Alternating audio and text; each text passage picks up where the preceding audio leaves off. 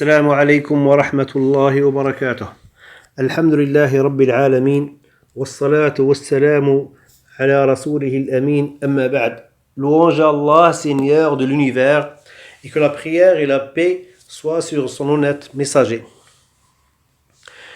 Nous voici, chers frères et sœurs, avec la deuxième partie consacrée à répondre à la question pourquoi notre Seigneur Allah, le Très-Haut, met ses serviteurs à l'épreuve. Allah, notre Seigneur, l'Omniscient, le Sage, Al-Alim, Al-Hakim, nous a créés pour un seul but et une seule fin, c'est l'adorer. Allah Ta'ala a dit وَمَا خَلَقْتُ الْجِنَّ وَالْإِنسَ إِلَّا لِيَعْبُدُونَ مَا أُرِيدُ مِنْهُمْ مِنْ رِزْقٍ وَمَا أُرِيدُ أَنْ يُطْعِمُونَ إِنَّ اللَّهَ هُوَ الرَّزَّاقُ ذُو الْقُوَّةِ الْمَتِينَ. Je n'ai créé les djinns et les hommes que pour qu'ils m'adorent. Je ne cherche pas une subsistance et je ne veux pas qu'ils me nourrissent. En vérité, c'est Allah qui est le grand pourvoyeur, le détenteur de la force, l'inébranlable. Et l'adoration d'Allah veut dire faire tout ce que notre Seigneur Allah aime et agrée, comme parole et acte, soit envers lui, le tout exalté soit-il, ou envers nous-mêmes, ou envers tous les hommes, ou envers tout ce qu'il a créé dans cet univers. Mais vu notre nature humaine, qui a tendance à nous inciter à faire le mal et à transgresser les lois de notre Seigneur Allah, parce que l'humain est faible devant les jouissances et les passions de cette vie d'ici-bas. Et cette faiblesse le pousse à commettre le péché et à enfreindre les limites d'Allah ou à négliger ce qui lui a été recommandé par son Seigneur. Et quand l'humain transgresse ou se rebelle contre les lois d'Allah, Allah le Très-Haut et le Très Miséricordieux ne s'empresse pas à le châtier parce qu'il est le Halim, l'indulgent, le Très Clément. Et il a dit وَلَوْ يُؤَاخِذُ اللَّهُ النَّاسَ بِظُلْمِهِمْ مَا تَرَكَ عَلَيْهَا مِنْ دَابَّةٍ. Si Allah s'en prenait aux gens pour leurs méfaits, il ne laisserait sur cette terre aucun être vivant. Il lui laisse le temps de se ressaisir et de se repentir. Et s'il ne le fait pas, Allah le Très-Haut le met en épreuve. Il lui envoie des alertes pour le secouer et le réveiller de son ivresse. Allah a dit وَلَقَدْ أَرْسَلْنَا إِلَىٰ أُمَمٍ مِّن قَبْلِكَ فَأَخَذْنَاهُمْ بِالْبَأْسَاءِ وَالضَّرَّاءِ لَعَلَّهُمْ يَتَضَرَّعُونَ. Nous avons certes envoyé des messagers aux communautés avant toi. Ensuite, nous les avons saisis par l'adversité et la détresse. Peut-être imploront-ils. On voit que notre Seigneur saisit par l'adversité et la détresse ceux qui n'ont pas cru à son message ou ceux qui ont cru mais qui transgressent ses limites. Il le fait dans le but de l'implorer et de se repentir et d'être des serviteurs dévoués et obéissants. Mais s'ils continuent dans la transgression et la négligence, et ils ne se repentissent pas, alors là, ils seront châtiés par les punitions qu'ils ne pourront contrer. Allah a dit فَلَوْلَا إِذْ جَاءَهُمْ بَأْسُنَا تَضَرَّعُوا وَلَكِنْ قَسَتْ قُلُوبُهُمْ وَزَيَّنَ لَهُمُ الشَّيْطَانُ مَا كَانُوا يَعْمَلُونَ. Pourquoi donc, lorsque notre rigueur leur vint, n'ont-ils pas imploré? Mais leur cœur s'était endurci, et le diable enjolivait à leurs yeux ce qu'ils faisaient.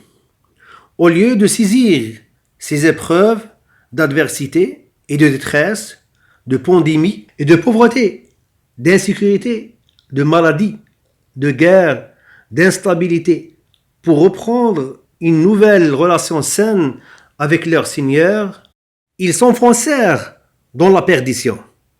À ce moment-là, Allah leur envoya les châtiments à qui ils n'ont jamais pensé.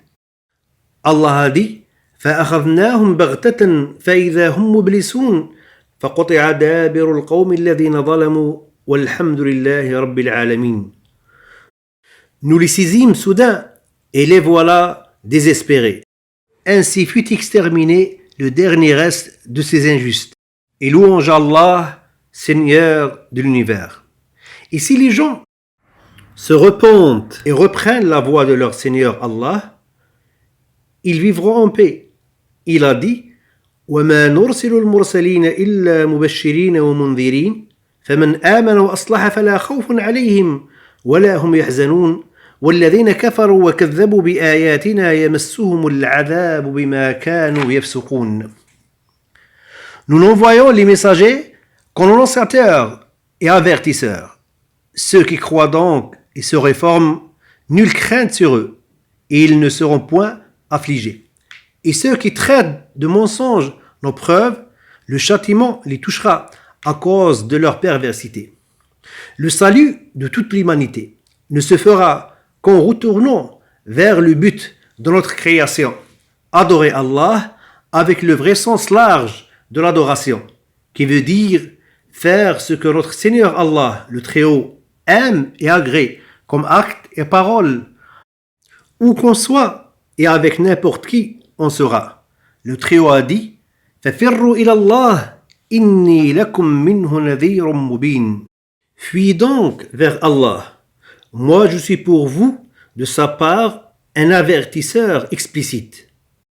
Allah le Très-Haut a qualifié dans ce verset le retour vers lui et le repenti par la fuite, parce qu'on ne fuit que vers la sécurité et la paix, et la vraie liberté et le vrai bonheur.